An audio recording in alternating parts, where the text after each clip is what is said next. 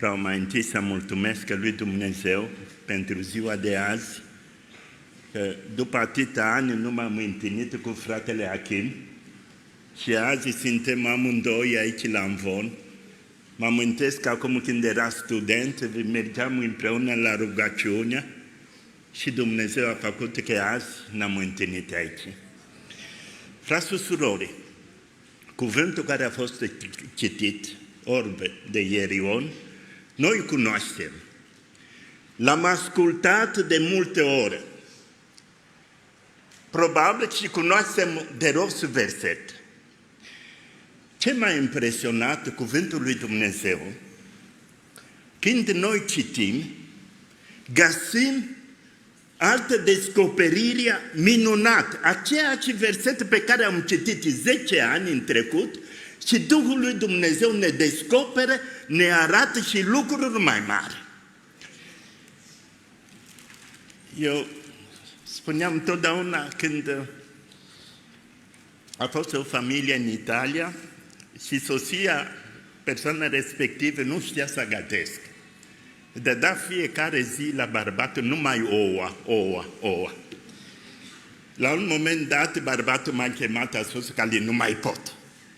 Nu mai pot, nevasta mea, numai ouă fiecare zi. Și am căutat să spune la societate, caută și tu să învață, să schimbă lucrurile. Nevasta n-a vrut. Cum s-a terminat? Au divorțat din cauza ouă. Au divorțat, frați și surori. Ce este? Noi avem nevoie. Seara aceasta suntem aici.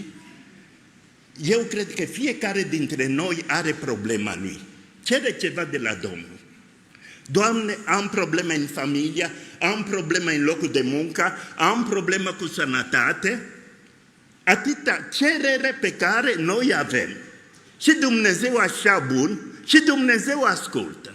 Știu ce lucru noi uităm? Să cerem plinătatea Duhului. Să cerem totdeauna, frați și surori, plinătatea Duhului. Orice lucrare a lui Dumnezeu care se face prin puterea Duhului.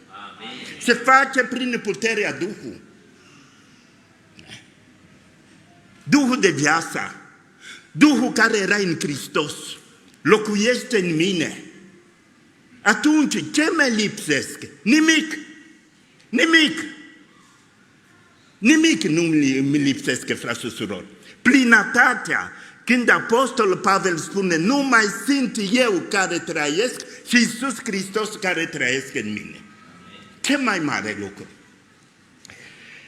Citim aici, orba aceasta, spune cuvântul lui Dumnezeu, pe când se apropia Iisus de Ierion, un orb ședea lungul drumul cerceta. Omul acesta s-a gândit într-o zi să fie vindecat? Eu nu cred. Nu s-a gândit. Era acolo să cere ajutoare și în mintea lui niciodată nu s-a gândit să capete vedere. Nu s-a gândit. Ce se întâmplă? Când a auzit norodul trecând, a întrebat ce este. A auzit. Frați și surori, de câte ori noi am auzit cuvântul lui Dumnezeu? De câte ori noi am auzit cuvântul lui Dumnezeu? De fiecare dată, când noi auzim cuvântul lui Dumnezeu, știu ce vreau să fac Dumnezeu? O trezire în noi. O trezire în noi. Cuvântul lui Dumnezeu, de multe ori noi citim, a fost orb. Aceeași lucru pe care a făcut Iisus Hristos și azi vreau să fac. Pentru slava lui Dumnezeu. Și spune cuvântul lui Dumnezeu, Iisus Hristos este aceeași ieri, azi și în veci de veci. Și atunci când noi citim cuvântul acesta, e Dumnezeu care ne vorbește. A auzit norodul care trecea. Uitați-vă, Dumnezeu n-a venit, n-a spus lui, acum Iisus trece acolo, du-te să capete vindicare.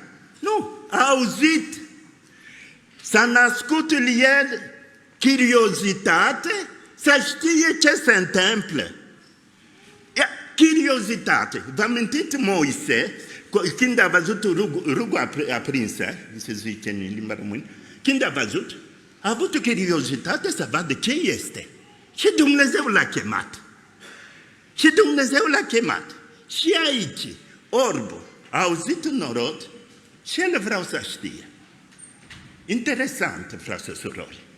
Cum Dumnezeu lucrează. De multe ori noi vrem Dumnezeu să ne vorbească, să ne spune. Uite, când Duhul meu, inima mea este deschis să caută pe Dumnezeu, Dumnezeu trimite și oamenii juste ca să ne arate slava Lui. Și spune, i-a spus, trece Iisus de Nazaret.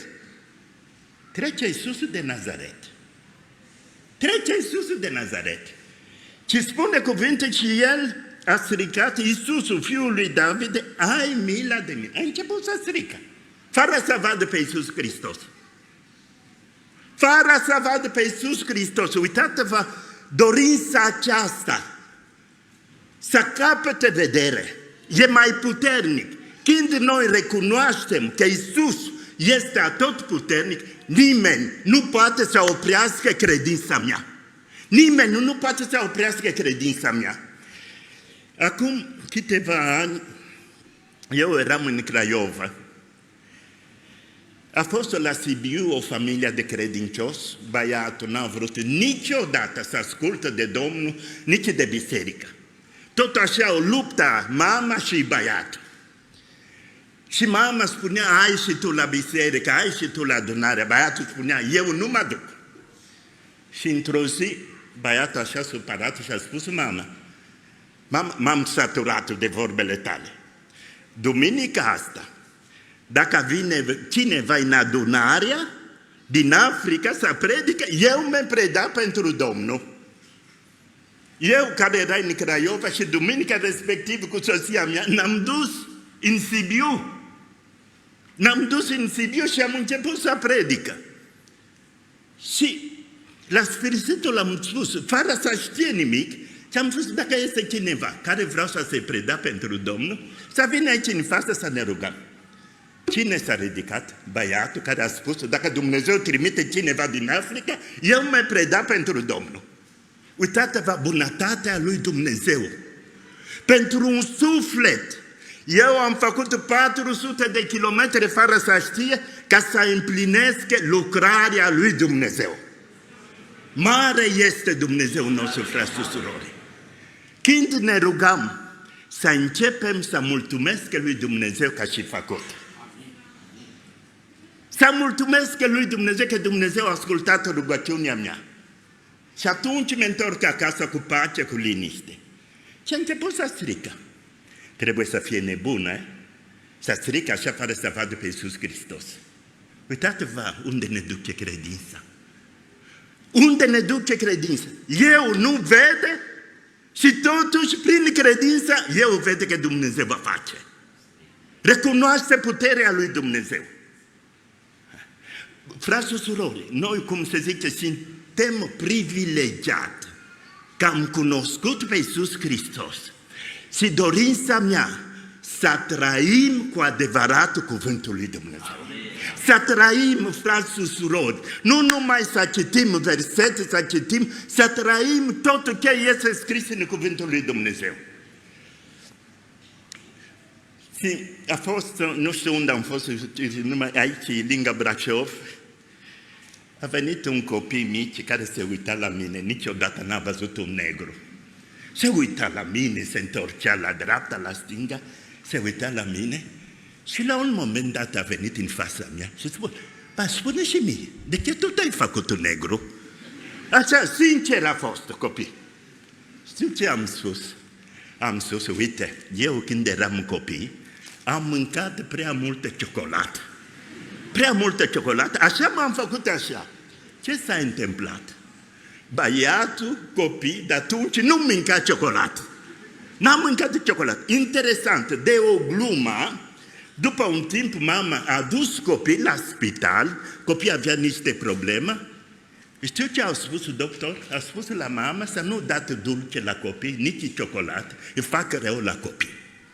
De gluma aceasta, copiii n-au putut să pună mâna pe ciocolată. Uitați-vă cum Duhul lui Dumnezeu lucrează. Cum lucrează Duhul lui Dumnezeu. Dar o glumă, Dumnezeu împlinește planul lui. Știu ce este? Când noi suntem călăuziți de Duhul lui Dumnezeu, Duhul lui Dumnezeu fac lucruri mari. Lucruri mari. Și el a început să strică. Trece Iisus în Nazaret și a stricat: Iisusul, fiul lui David, ai milă de mine. De unde omul aceasta știa? De unde știa că Domnul Iisus era posibil să le vindice, să le dea vedere? Știu, marturia, ce a auzit de oamenii, minunea pe care a făcut Domnul Iisus Hristos, au transmis și la el și el a început să crede. Frați și surori, știu ce este noi? Spune cuvântul lui Dumnezeu, noi suntem lumina lumii. Aducem lumina la oameni. Oamenii au văzut în noi Iisus Hristos. Oamenii ved în noi Iisus Hristos, puterea, slava lui Dumnezeu în noi. Suntem tot cu frica, depresia. E ceva care nu merge. Ceva care nu merge, frați și surori. Orbul aceasta niciodată n-a văzut pe Iisus Hristos. Marturia pe care a auzit la Sfinții să caută pe Iisus Hristos să strică mai tare. Hai să vă pun întrebare. Cine a văzut mai bine? Orbul sau oamenii care erau lângă el? Orb. Orb a văzut mai bine. El niciodată n-a văzut pe Iisus Hristos. Când a auzit minunea, marturia pe care a făcut, s-a deschis ochii, s-a deschis inima și a început să strică mai tare. Ce-ar fi și noi seara aceasta să strigăm mai tare? Ce-ar fi să strigăm și noi mai tare? Și a stricat mai tare. Probabil oamenii care erau acolo ce au spus? Să nu strică! Taci! Taci! Iisus s-a oprit și se spune cuvântul. Ce mergea înainte, îi certau să atac, dar el stripa și mai tare. Așa ca credincioși copii al lui Dumnezeu trebuie să strigăm și noi mai tare. Nu așa ca niște oameni care sunt necăjiți, oameni cu tristețea. Domnul Iisus a înviat, adevărat a înviat și viața lui Hristos este în noi. Hristos a înviat. Adevărat, viața lui Hristos este în noi.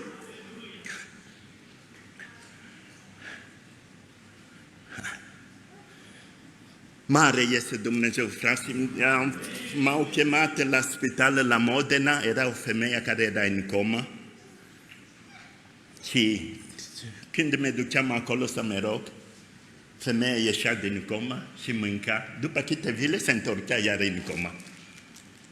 Și m-am dus acolo, n-am rugat foarte mult. Doctorul a venit la mine și m-a întrebat ce fac. Eu nu fac nimic, eu m-am rugat. De ce? Duhul lui Hristos, care e Duhul de viață, care lucrează. Care lucrează. Nu sunt eu.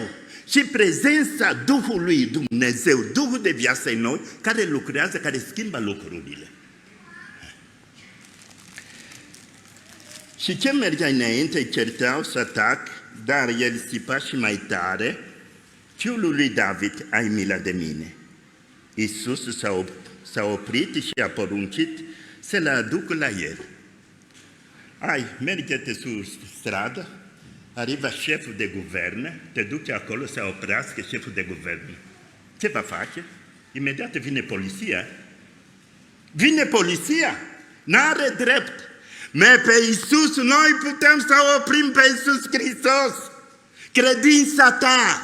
Credința ta, Iisus Hristos, unde este credința, se opresc pentru tine, pentru sufletul tău. Iisus se opresc, pentru că noi suntem făcuți după chipul lui Dumnezeu, suntem iubiți de Dumnezeu. Frați și surori, puterea cuvântului. Puterea cuvântului. A oprit pe Iisus cum? A plâns? Nu, a crezut. Uitați-vă, de unde începe vindecarea? Prima, eliberarea mintea mea. De multe ori noi ne oprim. Mai eu sunt orb, eu am boala aceasta, eu nu pot. Atunci când eu vorbesc așa, mai merge credința înainte? Nu. Credința ta t-a mântuit. Credința ta t-a vindecat. Frați și surori, suntem aici în biserică. Deci nu puteți să vă întoarceți acasă cum ați intrat în biserică. Aici este prezența Duhului Dumnezeu. Aici este puterea lui Dumnezeu, care vreau să se atingă de fiecare dintre noi. Oameni care s-au întâlnit cu Domnul Iisus Hristos, cum s-au întors acasă? Cu bucurie vindicată, liberată. Iisus Hristos este aceeași. Nu suntem fanatici, nu căutăm lucruri mari. Dorința mea să se arate slava lui Dumnezeu în noi. Asta e dorința mea. Slava lui Dumnezeu. Eu sunt copil al lui Dumnezeu. Tatăl meu este Dumnezeu. Știu câte oameni noi putem să aducem la mântuirea dacă noi adevărat trăim cuvântul lui Dumnezeu.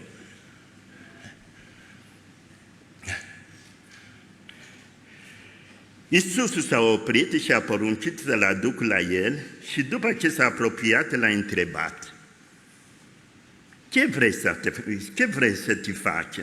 Doamne, a răspuns el, să mă capete vedere.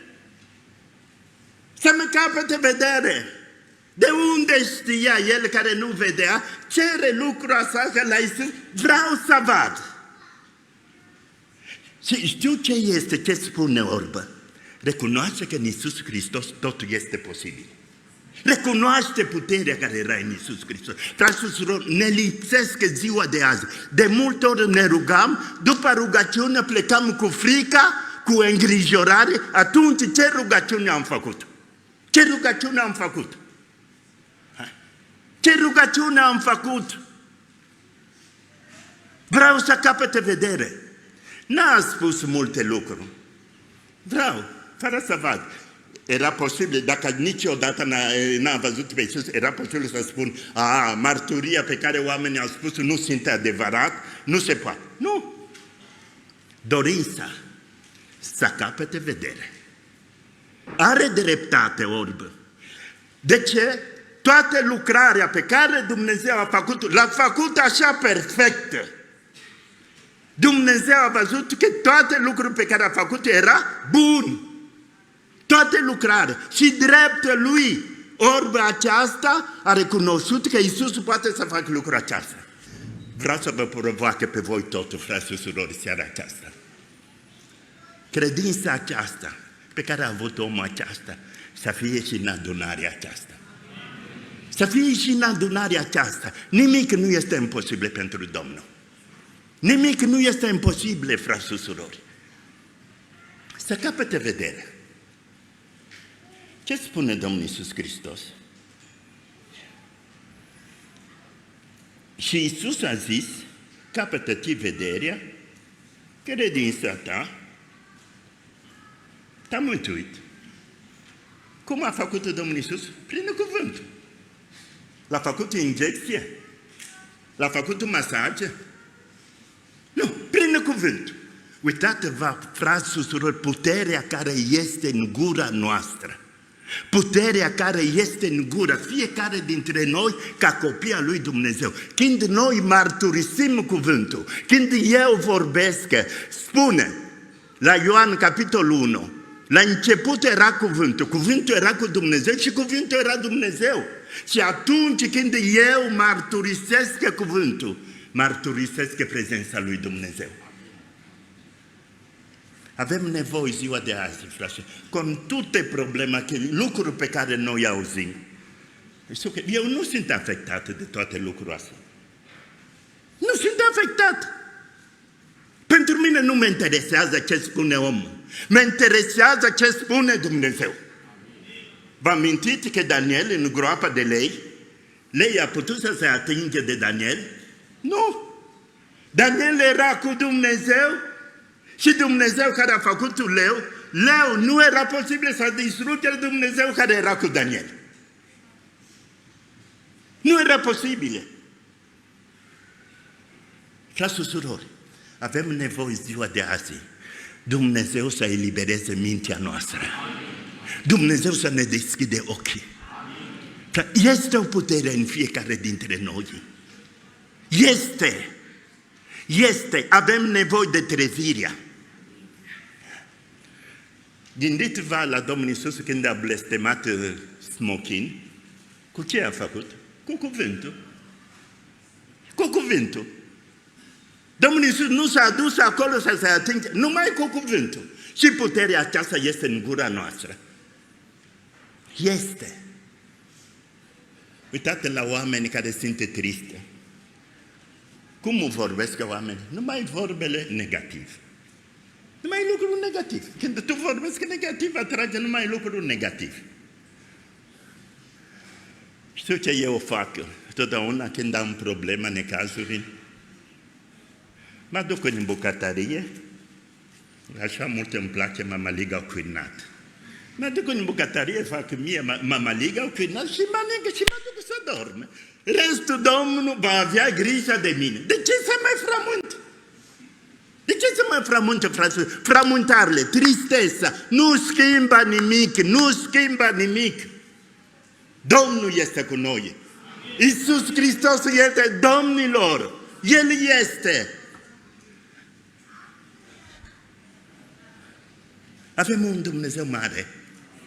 Frați și surori, avem un Dumnezeu mare. Ce spune Domnul Iisus? Capătă-te vederea, credința ta te-a mântuit, numai decât orbul s-a capătat vederea și a mers după Iisus. Așa, imediat s-a întâmplat. Imediat. Au trecut multe timp, ani? Nu. Imediat. Imediat. Puterea cuvântului. Știu cine a înțeles bine lucrul acesta? Sutaj. Ce a spus? Doamne, spune numai o vorbă și slujitorul meu va fi vindecat. A înțeles bine puterea cuvântului. Nimeni nu poate să oprească puterea cuvântului. Ce spune Domnul Iisus Hristos rămâne valabilă. Am avut în Italia o femeie căsătorită de 10 ani care n-a putut să aibă copii. Și ne-am rugat. Femeia să m-a rugat să ne rugăm, Domnul să le dea copii. Ne-am rugat. După 10 ani de căsătorie, femeia aceasta a rămas însărcinată. După 6 luni, că era însărcinat, se duce să facă control. Doctor vede că copii a murit, fetița a murit. Și femeia asta mă cheamă, că n-am rugat Domnul să ne dea un copii. Uite, doctorul a spus că copiii a murit, nu mai trăiesc. Și când te-ai rugat cu credința, doctorul spune așa, nu e chiar așa ușor. Și am spus în mintea mea, am spus, dacă noi n-am rugat, Domnul a dat copii, nu se poate că fetița moare. Asta ne rugăm. Am început să ne rugăm. Uitați-vă ce s-a întâmplat. Femeia aceasta s-a dus să asculte predicii, în predicile mele, și a ajuns la cuvântul unde Domnul Iisus spune, cuvântul meu este Duhul și viața. Și în clipa respectivă, când femeia a auzit cuvântul acesta, copiii au început să se mișcă în pintecele mamei. Copiii au început să prindă cuvântul, puterea cuvântului. S-a dus la spital. Doctorul a făcut ecografie, doctorul n-au crezut, s-a uitat la ecografie fetița care era moartă și după fetița care trăiesc și au spus, aici numai minunea lui Dumnezeu. Puterea care este în cuvântul, frați și surori. Puterea care este în cuvântul. Asta vreau. eu spun totdeauna, când noi suntem împreună, oamenii care vine, oamenii care au problema, au necazul vine, numai când intră în biserică, să fie atins de puterea Duhului. Așa cum al ombră de Pietru, bolnavi erau vindicați, duhurile fugea. Fugea!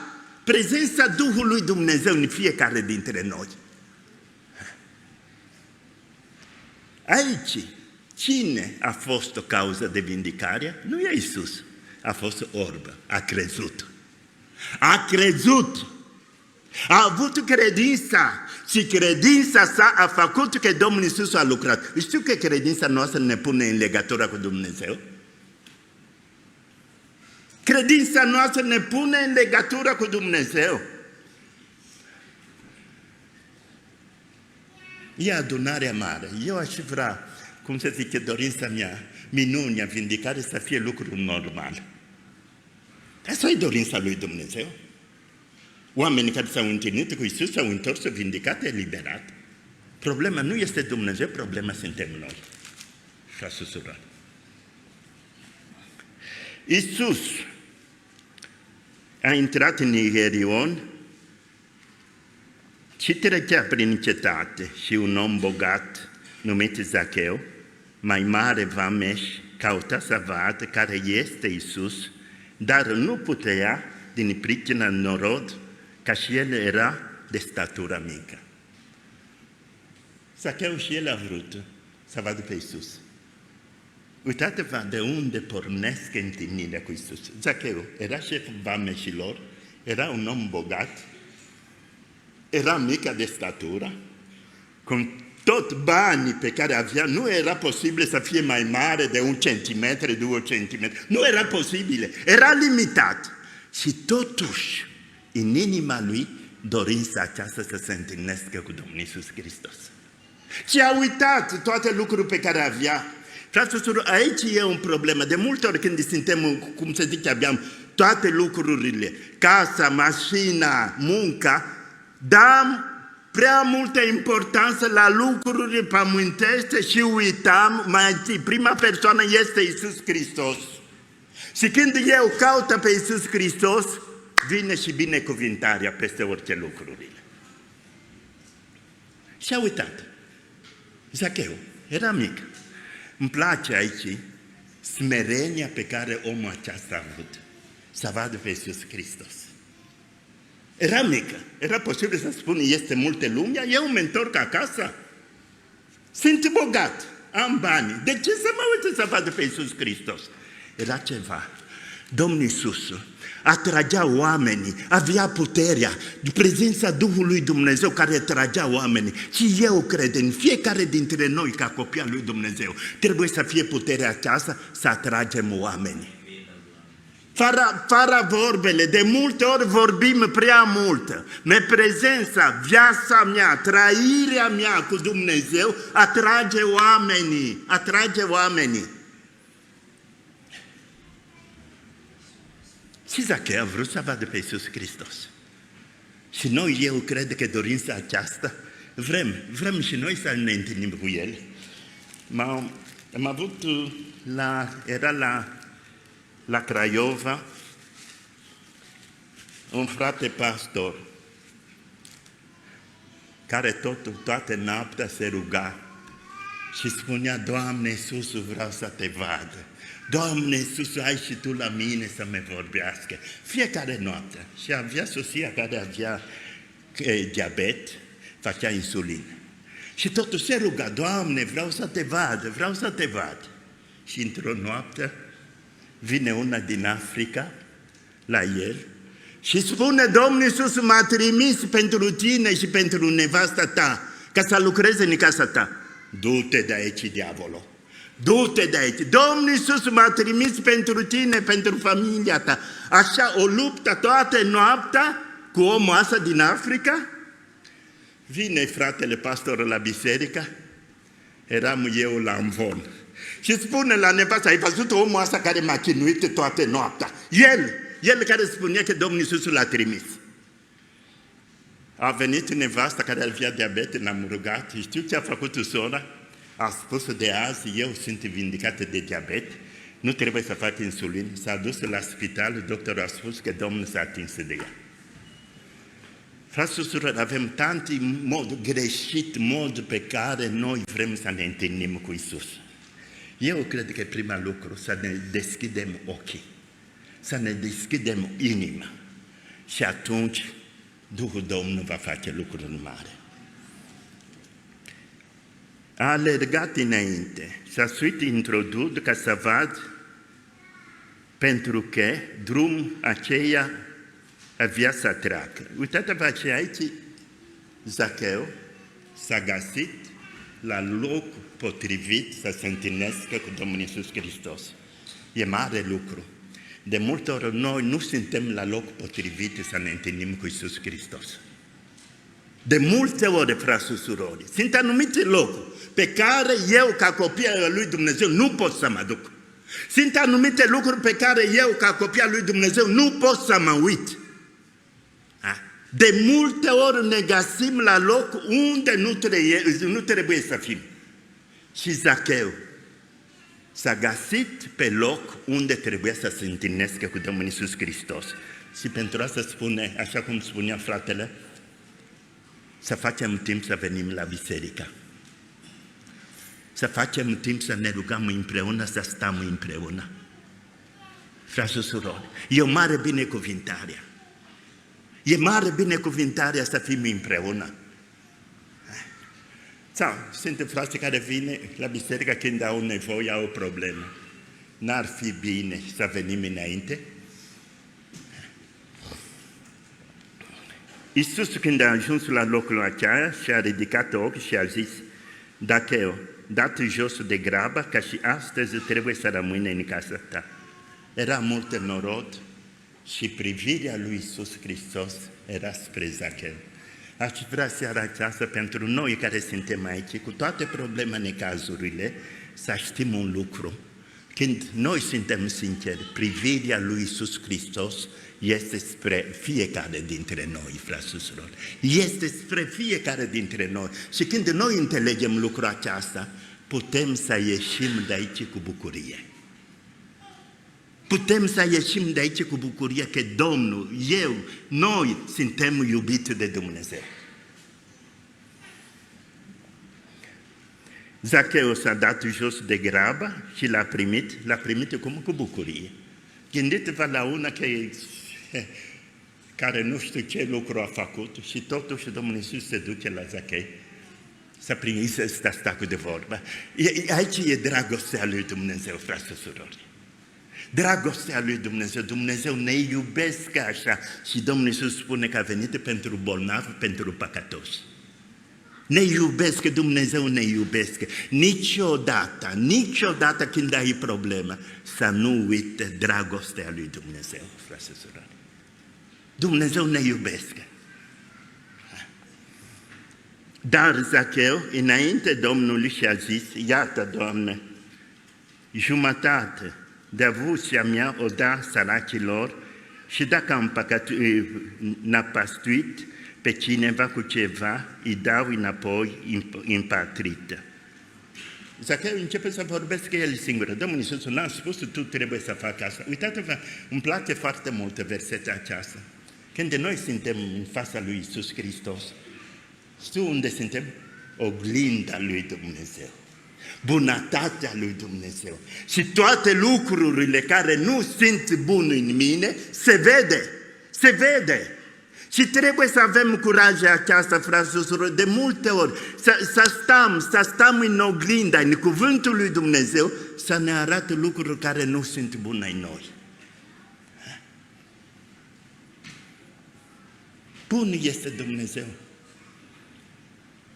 Bun este Dumnezeu nostru. Și merită, frați și surori, când noi am ajuns să cunoaștem bunătatea lui Dumnezeu, va fi greu să păcătuiesc. De ce? Dumnezeu mă iubește. Eu nu sunt un om care pune frica, ai făcut asta. Să cunoaștem mai întâi dragostea lui Dumnezeu, bunătatea lui Dumnezeu. Dacă Domnul Iisus a murit pentru noi, pentru păcatele noastre, că noi să fim mântuiți, nu e dragostea lui Dumnezeu. E dragostea lui Dumnezeu. Dumnezeu Atotputernic a dat viața lui pentru noi. Merită, frați și surori, să spunem la oameni despre Iisus Hristos. Merită, frați și surori. Eu spun întotdeauna, când noi ne întâlnim cu cineva, o persoană, să știm un lucru. Nu e la voia întâmplare, e Dumnezeu care a pus persoana respectiv pe drumul nostru ca să fim lumină, ca să fim martori. Da? Ca să fim martori.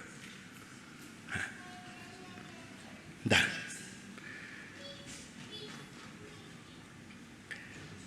Iisus a zis, astăzi a intrat mântuirea în casa aceasta, ca și El este Fiul lui Avram. Pentru că Fiul omului a venit să caute și să mântuiască cel ce e pierdut. A venit. Domnul Iisus nu a venit. A venit pentru oamenii păcătoși, pentru bolnavi. Ce ar fi dacă noi ajungem să înțelegem versetul aceasta? Da? Cine e bolnav are mai multă nevoie de medici. Cine e păcătos are nevoie să fie vindicat. În loc să fim acolo, numai cu degete să judecăm, ai văzut ce ai făcut, ai văzut cum e, n-ar fi mai bine să ne rugăm, să arătăm mai multă dragoste pentru persoana respectivă. Ce-ar fi să schimbăm mintea noastră, modul nostru de a vedea lucrurile? Frați și surori, Dumnezeu e bun. Știu ce putere este în adunarea aceasta dacă noi punem în practică cuvântul lui Dumnezeu. Va fi o explozie seara aceasta. Va fi o explozie dacă noi punem în practică cuvântul lui Dumnezeu. Duhul Domnului se va arăta.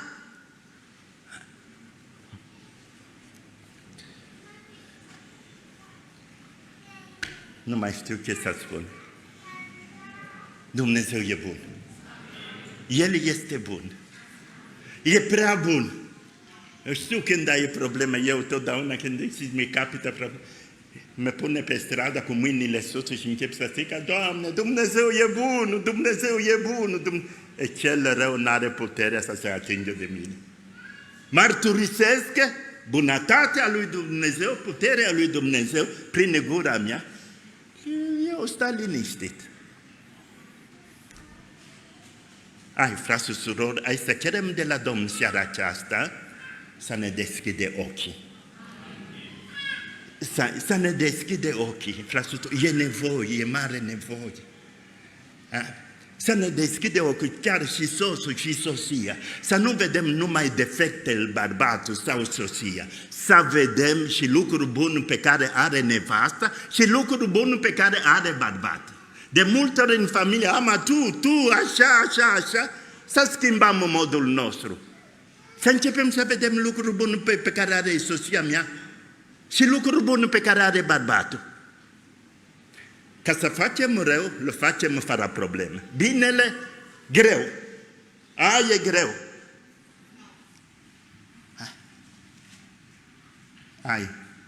Domnul să ne ajute seara aceasta, frați și surori. Cuvântul pe care am auzit să pătrunde mintea noastră, să schimbe modul nostru de a vedea lucrurile. M-am gândit, frați și surori, am cântat aici, în curând de Domnul Iisus se întoarce. Noi suntem gata? Suntem gata, frați și surori? Hai să spunem sincer. Am citit acolo la Noe, la Sodoma și Gomorra. Câte suflete a fost mântuit? Hai să ne gândim bine. Timpul de Noe. Câte suflete? Eu nu sunt un pesimist. Eu dorința mea să fim cât mai multe când va fi răpirea. Să fim cât mai mult. Noi suntem gata, frați și surori. Suntem gata. Am văzut în Italia, chiar și cu problema asta, câte credincioși n-au putut să stea în picioare, trăiesc duhul de frică, câte credincioși care s-au îmbolnăvit. Și chiar medici care vine la mine să vorbim, să ne rugăm, doctor, și am spus, Numai pentru un virus oamenii au intrat în panică. Atunci când vom fi prigoniți, cine va sta în picioare? Cine va sta în picioare? Acum avem nevoie de puterea, avem nevoie să fim plini de Duhul lui Dumnezeu. Avem nevoie, frați și surori. Hai să ne rugăm acum, frate, putem să ne rugăm cu tot. Dorința mea seara aceasta, eu spune totdeauna, ce spune Domnul Iisus, ce a făcut Domnul Iisus, vreau să fac și seara aceasta în adunarea aceasta. Suntem de acord? Suntem de acord? Atunci, hai să ne ridicăm în picioare, să ne rugăm cu tot. Ai un problemă, ai ceva care te apasă, ai un duh de frică, ai o boală. Seara aceasta, aceeași Iisus care s-a atins de orbă, aceeași Iisus care a chemat Zacheu, s-a dus în casă, aceeași Iisus este azi. Amen. Atunci ne rugăm cu totul, frați și surori, libertate în Duh, să spune, Doamne, vreau să se vadă slava Ta. Amen. Aleluia. Hai să ne rugăm cu tot. Slăvim numele